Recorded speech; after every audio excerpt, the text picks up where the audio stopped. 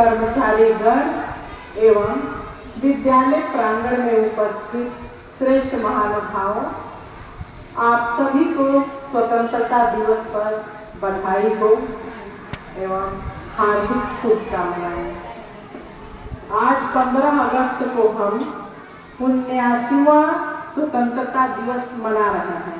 इस अवसर पर आप सभी का विद्यालय प्रांगण में स्वागत और अभिनंदन है। इस दिवस के पावन अवसर पर हम सब उस अमूल्य वरदान को स्मरण करते हैं, स्वतंत्रता। इस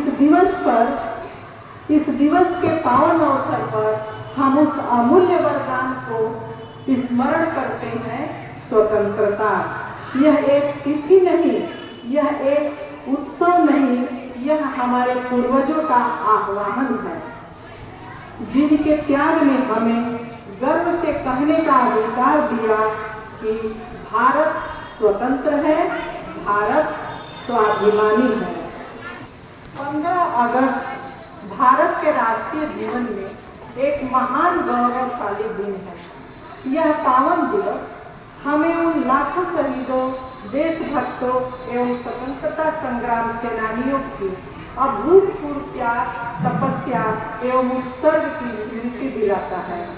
प्रतिवर्ष यह दिवस एक संदेश लेकर आता है कि हम भारत के नागरिक आपसी मतभेद, द्वेष को भुलाकर शहीदों के बलिदान से और अर्जित हुई स्वतंत्रता की रक्षा करें और राष्ट्रीय उत्थान के लिए अनवरत प्रयासरत रहें। कि 1947 में 15 अगस्त के दिन हमारे देश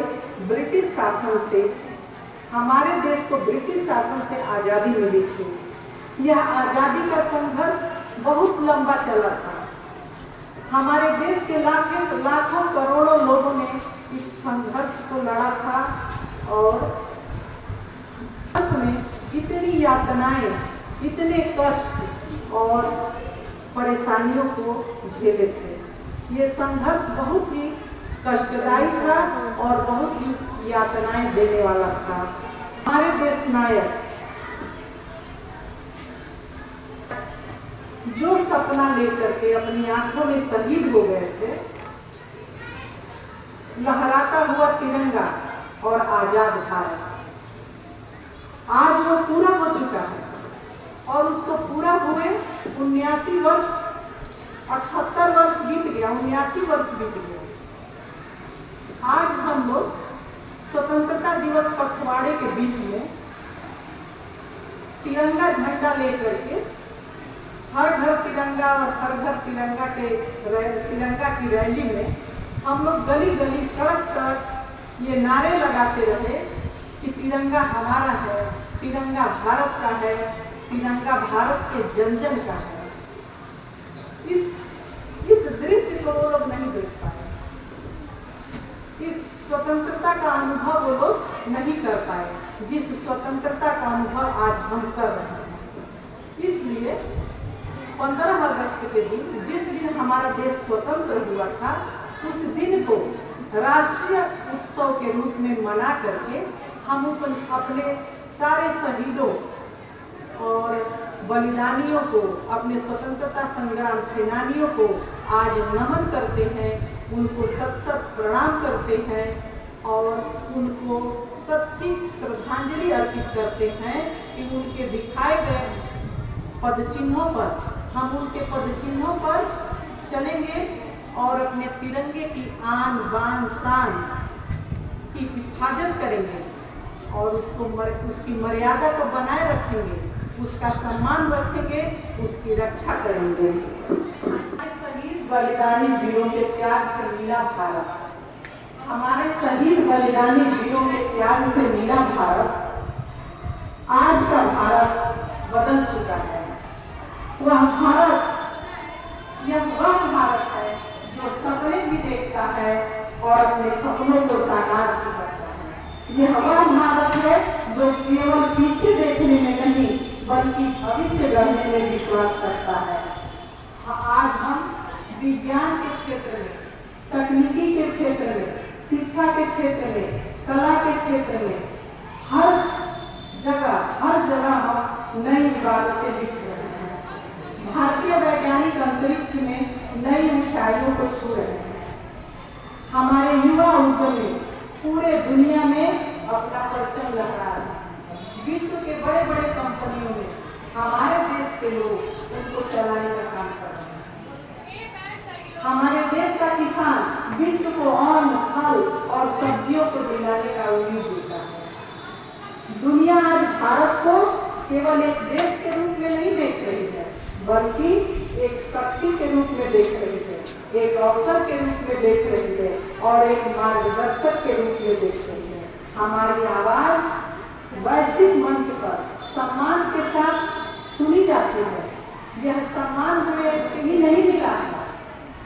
ये सम्मान हमारी मेहनत, हमारे नवाचार और हमारी एकजुटता का परिणाम है। हम इसके लिए हम अपने प्रधानमंत्री के योगदान, अपने माननीय प्रधानमंत्री जी के योगदान को नहीं भुला सकते। आज उनका व्यक्तित्व इतना बड़ा है, वो देश के विकास में ऐसे लगे हैं कि पूरे विश्व में उनका नाम है और विश्व के कई देश उनको अपने देश के उच्च पुरस्कार से सम्मानित कर रहे हैं। उनका बहुत बड़ा योगदान है हमारे देश को आगे बढ़ाने में। और वो कह भी दिए हैं, एक संकल्प भी दिए हैं कि 2047 तक हम देश को विकसित बनाएंगे, तो उस राह पर वो आगे बढ़ चुके हैं। ऑपरेशन सिंदूर के 3 दिवसीय युद्ध में के नागरिक भारत की सामरिक शक्ति, सैन्य शक्ति और भारत के स्वदेशी हथियारों के प्रयोग और हमारे तीनों सेनाओं की सूझबूझ को और हमारे प्रधानमंत्री की सोच समझ को देख करके आश्चर्य में पड़ गए कि ये आज का भारत, ये बदला हुआ भारत कितना शक्तिशाली और कितना आत्मनिर्भर है। हमारे विश्व प्रिय प्रधानमंत्री जी की एक छोटी सी कविता 4 लाइन की है, जिसको लाल किला की प्राचीर से बोले हैं। आज मैं तुम लोगों को सुनाना चाहती हूँ। यही समय है, सही समय है, भारत का अनमोल समय है, असंख्य भुजाओं की शक्ति है, हर तरफ देश की भक्ति है। तुम उठो, तिरंगा लहरा दो, भारत के भाग्य को बहरा दो। यही समय है, सही समय है, भारत का अनमोल समय है। कुछ ऐसा नहीं जो पा न सको, कुछ ऐसा नहीं जो कर न सको। तुम उठ जाओ, तुम जुट जाओ, सामर्थ्य को अपने पहचानो, कर्तव्य को अपने सब जानो। यही समय है, सही समय है, भारत का अनमोल समय है। कहना है कि आप विश्वास कीजिए, जब भारत के 140 करोड़ लोग एक साथ आगे बढ़ेंगे तो दुनिया की कोई शक्ति हमें रोक नहीं सकती है। चाहे वो ऑपरेशन सिंदूर हो या आगे और भी कई ऑपरेशन चलाने में भारत सक्षम है। हर विश्व में अपना परचम लहराने में भारत अब सक्षम है। हमें कोई छोटा मोटा नहीं आंक सकता है। हमें मिली है जो बताना चाहती हूँ कि सच में बच्चों, ये आपका बहुत ही अनमोल समय है, बहुत ही अनमोल समय आपके लिए है कि आप उठ जाइए, आप जुट जाइए और अपना झंडा लहराइए, अपना झंडा फहराइए। यही समय है, सही समय है आपके लिए। इस अवसर पर एक और बड़ा नमन अपने सशस्त्र बलों को करना चाहती हूँ, क्योंकि आसमान के नीचे तिरंगे के छांव में बैठकर के स्वतंत्रता का जश्न मना रहे हैं और स्वतंत्रता का आनंद ले रहे हैं तरह तरह के कार्यक्रमों को देख करके। तभी हमारे सैनिक, हमारे जवान बर्फीले रेगिस्तान पर, बर्फीले ग्लेशियरों पर, तपते हुए रेगिस्तान में और किसी समुद्री सीमा अथवा आसमान की निगरानी में कहीं पे डटे हुए खड़े होंगे। उनके हाथ में केवल हथियार नहीं है, उनके मन में केवल आदेश नहीं है, बल्कि मातृभूमि की रक्षा की वह शपथ है जिसे अपनी अंतिम सांस तक वो निभाते हैं और देश की रक्षा में लगे रहते हैं। उनका पराक्रम हमें आश्वस्त करता है कि भारत के आकाश में सदैव तिरंगे के रंगों, भारत का आकाश सदैव तिरंगे के रंगों से जगमगाता रहेगा और देश सुरक्षित रहेगा। देशभक्ति की भावना केवल आज तक के लिए नहीं, केवल आज तक हमारे अंदर जो देशभक्ति की भावना बह रही है वो केवल आज तक के लिए और किसी समारोह तक के लिए सीमित नहीं है।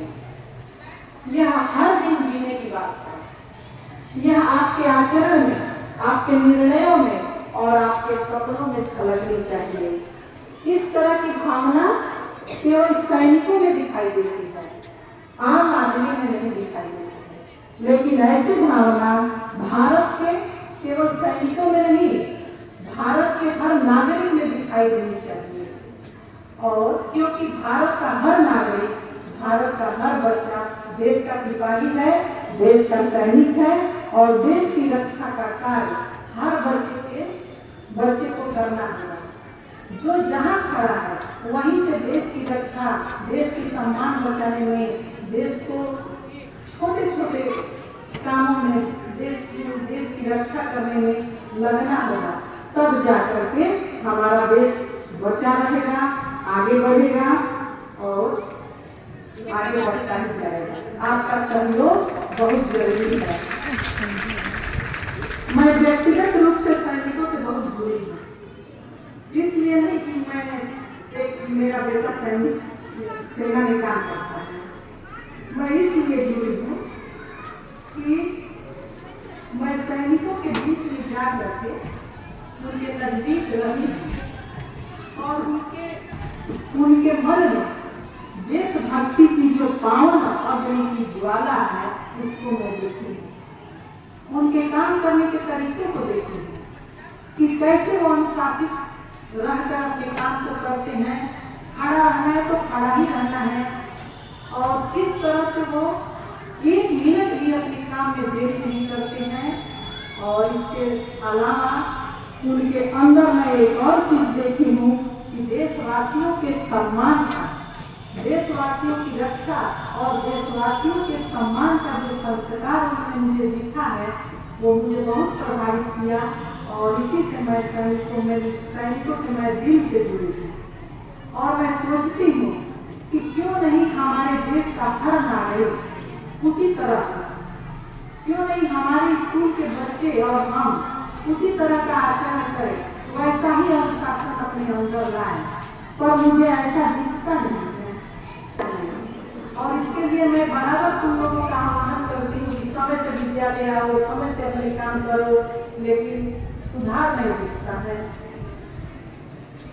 आगे मैं अपने शिक्षकों से कहूंगी कि हमारे शिक्षक भविष्य के निर्माता होते हैं। उनके मार्गदर्शक में ये हमारे विद्यार्थी केवल किताबों में नहीं बल्कि जीवन के मूल्यों में दक्ष हो रहे हैं। उन्हीं मूल्यों में से देशभक्ति, अनुशासन, ईमानदारी सर्वोपरि है। ऐसे गुणों को, ऐसे व्यक्तित्व को बच्चों के बीच में, बच्चों के अंदर बढ़ाना, सिखाना हमारे शिक्षक का दायित्व है, बहुत बड़ा दायित्व है। और विद्यार्थियों को सीखना होगा कि प्रौद्योगिकी, तकनीकी का जो युग आया है उस तकनीकी को, उस प्रौद्योगिकी को आप मनोरंजन के रूप में और अपनी सुविधा के लिए प्रयोग मत कीजिए। अपने विकास के लिए और अपने देश के विकास के लिए, अपने समाज के विकास के लिए उसका प्रयोग कीजिए। आज का हमारा भारत अवसरों से भरा हुआ है।